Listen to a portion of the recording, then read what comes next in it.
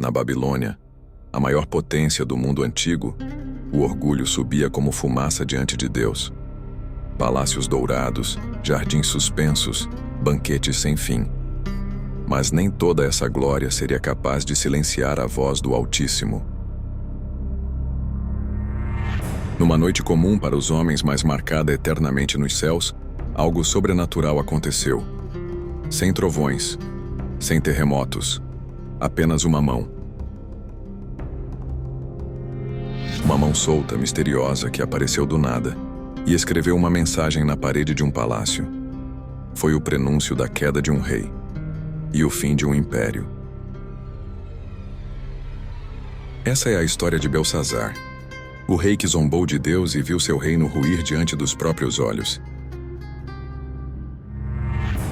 Tudo começa com uma festa, mas não uma festa qualquer.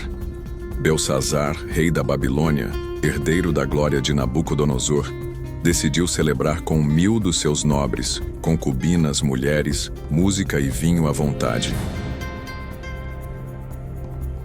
Era o retrato da decadência espiritual. Lá fora, o império estava em crise. Tropas inimigas cercavam a cidade. Mas lá dentro tudo era festa. Para muitos era coragem, para Deus era arrogância. E então Belsazar ultrapassa um limite sagrado. Ordena que tragam os cálices de ouro e prata do templo de Jerusalém, objetos santos consagrados ao Senhor, que Nabucodonosor havia levado após destruir o templo. E ali, no meio da bebedeira, eles enchem os cálices sagrados de vinho, brindam, bebem e começam a louvar falsos deuses. Deuses de ouro, de prata, de bronze, estátuas mudas, ídolos cegos, frutos do orgulho humano. Foi nesse momento que o céu se levantou, sem aviso, sem som, sem vento, apenas uma mão. A mão apareceu diante de todos e começou a escrever na parede do palácio, bem próximo ao candelabro. A música parou, o riso cessou, o vinho foi esquecido. Belsazar, o rei orgulhoso, ficou pálido. Suas pernas tremeram, seus joelhos batiam um no outro. Ninguém conseguia ler o que estava escrito, mas todos sentiam que não era coisa boa. A mão havia escrito uma sentença, e o rei sabia disso no fundo da alma. Desesperado, Belsazar chama os magos, os adivinhos, os sábios da Babilônia. Promete recompensas, vestes reais, colares de ouro e o terceiro maior posto do império. Mas ninguém consegue ler, muito menos interpretar, pois aquela escrita não era terrena, era divina. E diante do silêncio dos sábios, o medo se espalha. Nesse momento entra em cena uma figura que até então estava nos bastidores, a rainha-mãe. Ela se aproxima do rei e diz: "Há no teu reino um homem em quem habita o espírito dos deuses santos. No tempo de Nabucodonosor, ele interpretou sonhos, revelou mistérios. Seu nome é Daniel." Belsazar manda chamá-lo imediatamente. Daniel já era idoso. Estava há décadas no exílio. Havia servido Nabucodonosor, mas depois foi esquecido. E agora, mais uma vez, Deus o traz à frente. Quando Daniel entra no salão, o contraste é nítido. De um lado, um rei apavorado, embriagado e arrogante. Do outro, um homem simples, sereno e cheio do Espírito de Deus. Belsazar oferece a ele as recompensas, mas Daniel recusa. "Os teus presentes fiquem contigo, ó rei, mas a mensagem eu te direi."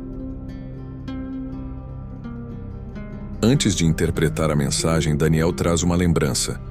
Teu pai, Nabucodonosor, também foi grande e se exaltou. Deus o humilhou.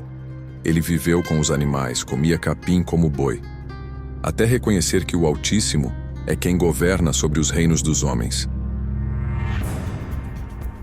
E tu, Belsazar, sabias de tudo isso, mas não se humilhou. Pelo contrário, exaltaste a ti mesmo contra o Senhor. Trouxeste os utensílios do templo, bebeste neles, louvando ídolos, e não glorificaste o Deus que tem em suas mãos o teu fôlego e todos os teus caminhos. E então Daniel se volta para a parede. Lê a sentença. Mene, Mene, Tekel, Peres ou Parsim. 4 palavras, 4 golpes fatais. Mene. Deus contou os dias do teu reinado e o trouxe ao fim. Tekel. Foste pesado na balança e achado em falta. Peres ou Parsim. Teu reino foi dividido e entregue aos medos e persas. Era o juízo de Deus, simples, direto, irrevogável. Mesmo diante da sentença, Belsazar honra Daniel. Veste-o com púrpura, coloca o colar de ouro, o declara terceiro no reino. Mas não adiantava mais. Naquela mesma noite, o império foi invadido. As tropas medo-persas, lideradas por Ciro e Dário, já estavam preparadas. Entraram pela calha do rio Eufrates, desviando o curso da água. Belsazar foi morto, sem glória, sem defesa, sem chance, e Dário, o medo, assumiu o trono. Essa história é mais do que um relato antigo, é um aviso vivo. Quantos hoje vivem como Belsazar? Desrespeitam o que é sagrado, zombam da fé, se embriagam de orgulho e acham que Deus está em silêncio? Mas Deus não dorme. Ele observa. Ele pesa. E quando escreve, é definitivo. Talvez hoje você não esteja em um palácio, nem diante de uma parede com letras flamejantes, mas Deus continua falando. Às vezes em silêncio, às vezes por meio de alguém, às vezes por meio de uma história como essa. A pergunta é: você vai esperar a mão escrever na parede da sua vida? Ou vai reconhecer que sem Deus não somos nada? Se essa história falou ao seu coração, curta este vídeo e se inscreva no canal. Ainda temos muitas histórias curiosas da Bíblia para revelar. E uma delas pode ser a que vai transformar a sua vida.